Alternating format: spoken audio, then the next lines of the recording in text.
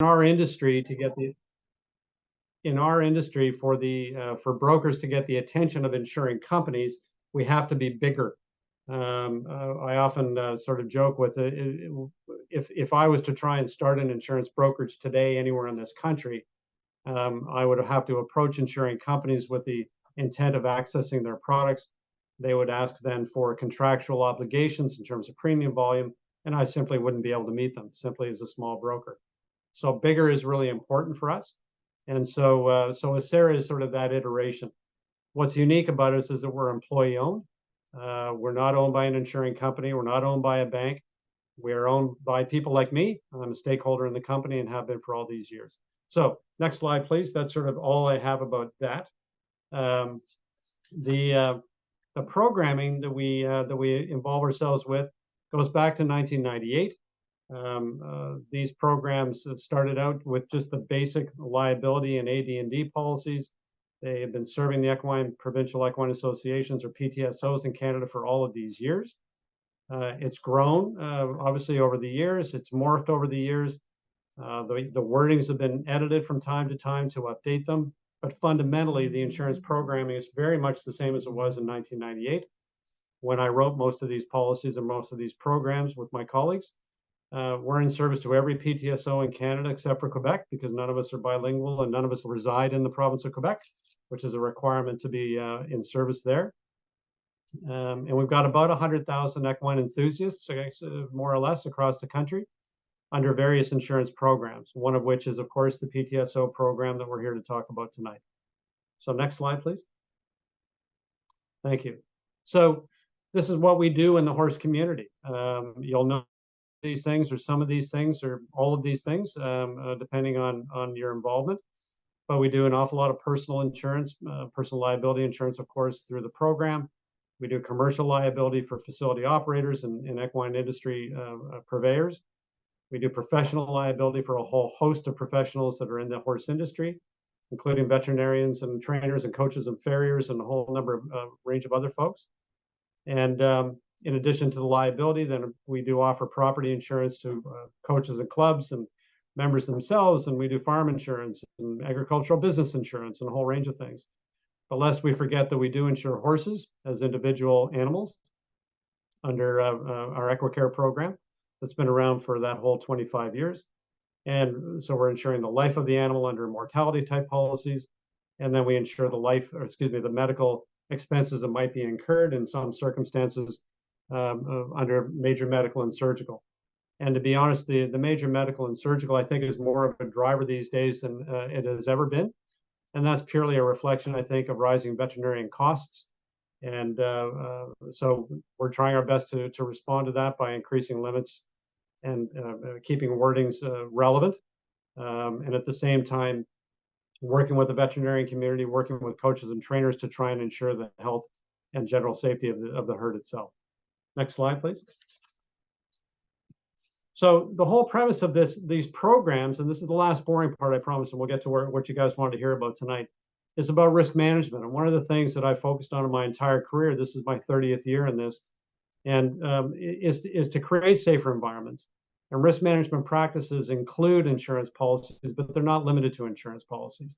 We talk about education in a big way in this industry. And Stephanie and I were speaking before the session began about how things have changed over these last 25 or 30 years and how helmet use is now common. It's not a unique thing relevant to only some disciplines and some activities, that coaches are certified in more circumstances now than ever before.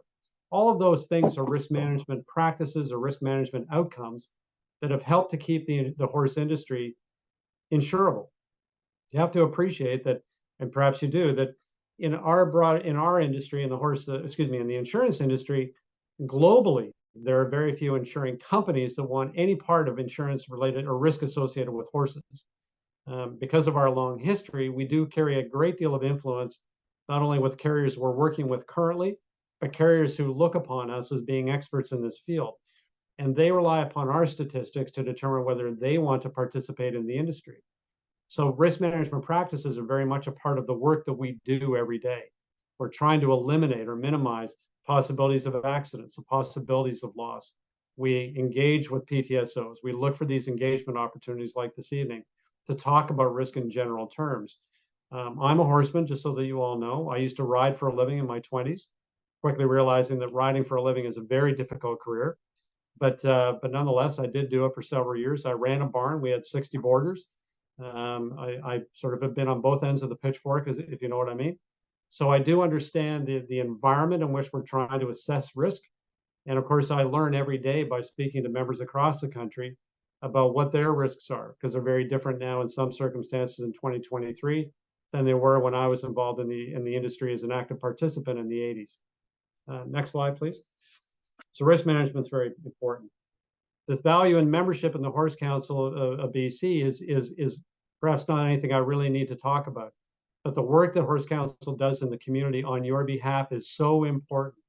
And I can't think of a better example of that than through COVID, when we were all trying to figure out what in heaven's name are we going to do in the horse industry. Will barns stay open? Will people be allowed to ride their horse? Will they have access to care with the veterinarian? Will they be allowed to get their ferry to come to the barn? Are they going to be able to go to the feed store to keep their animals fed? All of those questions and so many more were funneled through Horse Council out to the membership. And we were active participants in a lot of those conversations. Some of you will remember we were trying to do these sort of Zoom calls on a fairly regular basis to talk about concerns being expressed in the community in what was then an incredibly unknown environment. None of us really knew the severity of that. And looking back on it, it was really a game changer. It solidified the importance, in my view, of something I already knew, and that's that the PTSOs, Horse Council of BC, their advocacy work, their ability to communicate with a very broad audience, the full membership across the province, was critically important. It became the resource for information that was accurate and consistent, and it allowed for people to interact and to ask questions that they couldn't necessarily get answered by government. So I'm tipping my hat to Horse Council for the work that they do, and I'm tipping my hat to all of you as members in supporting them, because they exist because of you, and those supports are really important. Okay, next slide. Now we get down to the meat and potatoes. So again, I'm going to be a little repetitive, and then we're going to get to finally to the good stuff. So again, I wanted to talk briefly about the things that we do already for Horse Council members, and this, of course, is a summary of the policies that we have in place today in 2023.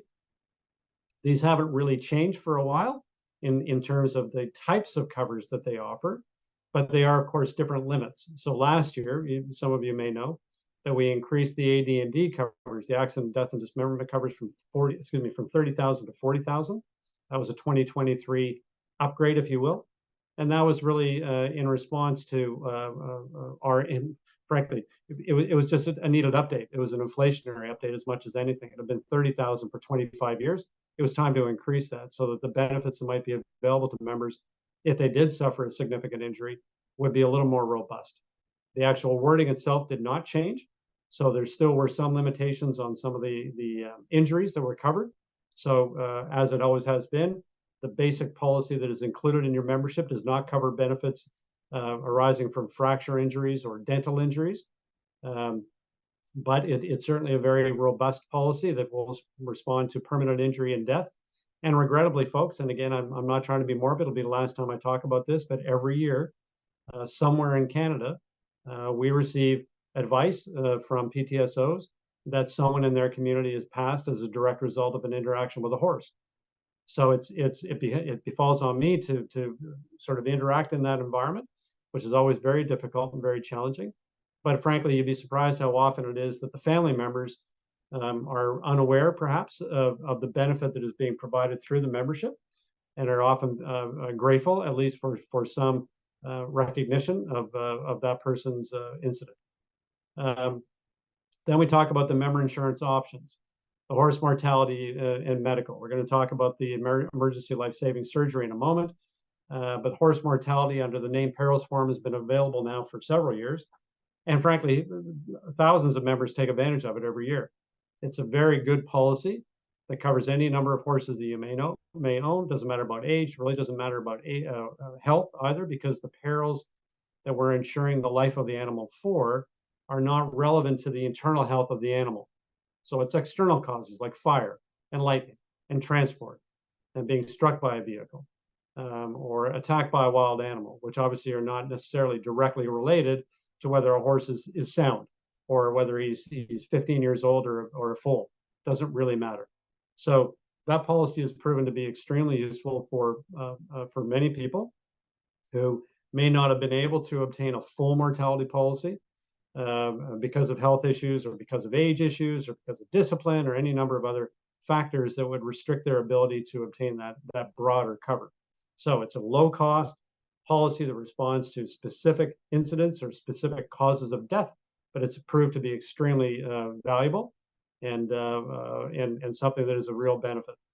Tack and equipment goes without saying. We're all investing a ton of money in equipment. I can remember the day when you could buy a pretty decent English jumping saddle for $700 or $800. I'd be laughed out of a tack shop now if I went in with that budget. So we know that the value of the equipment that's on the horse is very, very high now. We know that 10,000 is not going to cover every piece of equipment that you have. If you're like me, you're a pack rat. I haven't sat on a horse for 5 years, and I've still got 2 huge tack trunks sitting in my basement. On some whimsical, I'm going to eventually get back to it, so I want to make sure I've got 15 bits because I don't know what kind of horse I might be able to ride, and the 5 show bridles and the 2 saddles and all those things that you just accumulate over time. So that tack and equipment coverage is again something that's been very useful to members, and is something that's widely uptaken across the country. The increase in the AD&D policy is very important and something we are seeing an increase in terms of participation, rightfully so, I think. Again, recognizing the $40,000 for the included policy is certainly great. There's nothing wrong with that, I don't think. But adding another $75,000 of coverage brings it well over $100,000 now if somebody does die as a result of an equine interaction or ends up with a permanent injury. And of course, the optional AD&D includes coverage for fracture injuries and dental injuries, 2 very common injuries in our sport. I've got lots of history. I won't get into my medical history, but I got lots of broken bones to prove that in fact fractures happen in this sport. Again, it's proven to be extremely useful. And then weekly accident indemnity, which will be the subject of another Zoom that we're going to do later this fall, and I can't remember the date, Steph, but I'm sure you'll talk about it at the end. But the weekly accident indemnity is there to help folks that are involved in the industry who might suffer an injury and be temporarily unable to work. So it provides some assistance in that regard. So next slide. Okay, so this is what the 2024 policy looks like, and I've highlighted the 2 that we're going to speak about tonight. So nothing else has changed in terms of the base. The $5 million liability, 40,000 AD&D remains. The option for increased AD&D remains. Tack and equipment remains the same. Horse mortality, the members' named perils remain the same. And then we've got these 2 that are highlighted in red, which are the ELSS and ESE. So next slide. Finally, for all of you that I appreciate your patience listening to me ramble. I remember I decided I'd input this slide because we often get asked what the members' named perils policy does cover. And you'll see the importance of this list in just a moment, or why this is important to the ELSS and ESE coverage. But as I alluded to earlier, the causes of death or the coverages that are being offered under that members' named perils policy are to respond to the death of the animal as a result of one of these external sort of circumstances. So drowning, earthquake and flood, fire, of course, a collision with an automobile, ordered by government destruction, which is something we added, I think, 4 years ago now, which was very important. If you get an outbreak of a reportable disease in the barn and the horse is euthanized as a direct result, the federal government and potentially the provincial government have some compensation on a scale that is provided to folks when they order the destruction of the animal. However, in many cases, it's inadequate to fully sort of compensate for the value of the animal. So this policy would top up to $10,000 in addition to that government ordered destruction benefit. But it's important to note that none of these causes of death, as I've said already a couple of times, are related to internal cause. They're all external. And so, next slide, please. So now we're down to the nitty-gritty. So emergency life-saving surgery. This is what is being offered as something new in 2024 to Horse Council members. We recognize that there are certainly many circumstances where a horse might be required to have veterinary care in a hospital environment. It's not just about colic. It could be a number of other circumstances that lead the horse to a veterinary clinic where a life-saving surgery is undertaken under a general anesthetic to save the animal. Where that does occur, and where the horse is insured under a member's name perils policy, and that's part of the reason I wanted to have that slide previously, then we will assist with the costs of that emergency life-saving surgery, up to $2,500 per incident. That includes aftercare. So if the horse had a colic surgery and had to spend a couple of extra days in the clinic while he or she recovered, then that aftercare would certainly be covered as well. But there are conditions, and I wanted to make sure that everyone understands them, that it has to be under a general. This is not about a local anesthetic to repair a lameness issue or some other thing. It has to be under a general. It does need to be life-saving. I had one just the other day where a horse suffered a puncture wound, and it was right on his knee, so the joint became septic. And frankly, so they put the horse under a general to lavage the joint and clean it all up. Horse survived, which is good news. And that was a significant bill in and of itself. That was clearly a life-saving procedure, even though it was relatively minor when it first occurred. It was not thought to have gone septic for a couple of days, but when it did, it was like all hands on deck. Horse was rushed to the hospital under general. The joint was saved, and the horse was as well. I will mention that if the horse should die as a result of the procedure, the life-saving surgery expense coverage is still there. So this has been out in the market now. BC is coming on in 2024. We introduced this across the country, I think, during COVID. Not all the provinces did at the time sort of buy in, as it were. All of them are on it now, and I can speak directly because I administer many of the claims, most of the claims. That it's been very effective, but there are limitations on it, folks. I'm not going to lie. This is it's relatively inexpensive cover.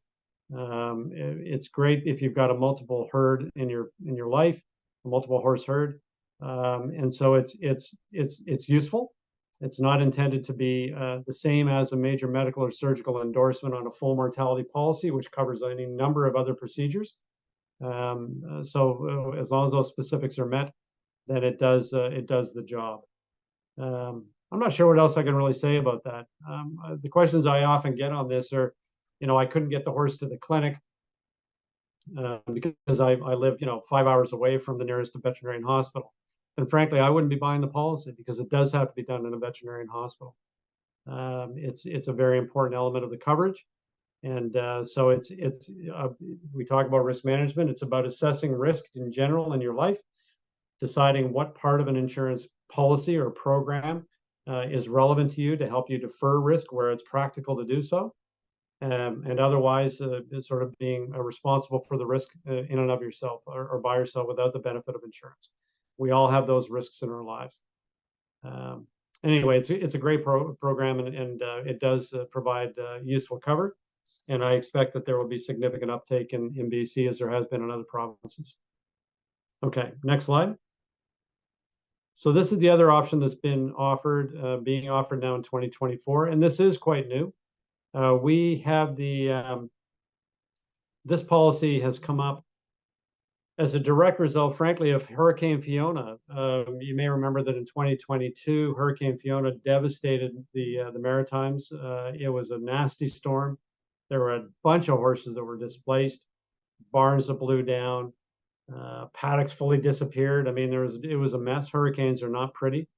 And so this actually came from Nova Scotia Equestrian Federation, just the idea of trying to help some folks with the extra expenses they were incurring when they had to move their horse away from their traditional commercial boarding place to another facility away from the storm or that hadn't been damaged by it, and to be there for a period of time until their barn was rehabbed. So this is the outcome of that program. So to be clear, this will cover up to $500 additional expense. So if you're paying board of $350 now and you have to move 10 miles away because a storm or a fire or some other thing has made your barn untenable, and your board bill goes to $750 because that barn is overwhelmed or just because, then we will pay up to $500 a month or up to 4 months for that additional expense that you've incurred. And then once the horse goes home, of course, or after the 4-month period, the policy stops, and hopefully life gets back to normal for you. Similarly to the emergency life-saving surgery policy, to be qualified for the emergency stabling expense, the horse does need to be insured under the member's name perils mortality policy. And there's a fundamental reason for that, folks. What we were trying to do was we need to be able to build enough premium in these pots of money that pay out on claims.